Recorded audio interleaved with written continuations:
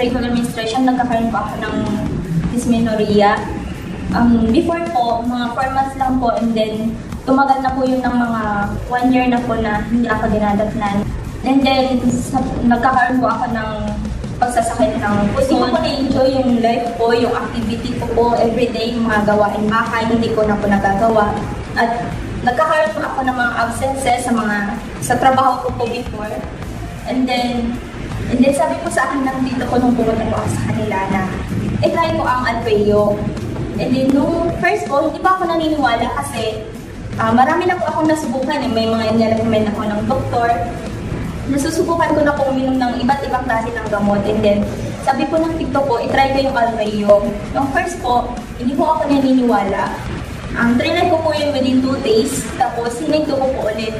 Sabi po ng tito ko, ituloy-tuloy ko yun at inumin ko yun ng every morning before breakfast. And then, sinunod ko po, ginawa ko yun update ng Alveo. And after 2 weeks po, ang kagandahan po nun, nag-regular na po yung menstruation ko. At tuloy-tuloy na po yun, na-enjoy ko na po lahat. Na-enjoy ko na yung activities ko sa everyday.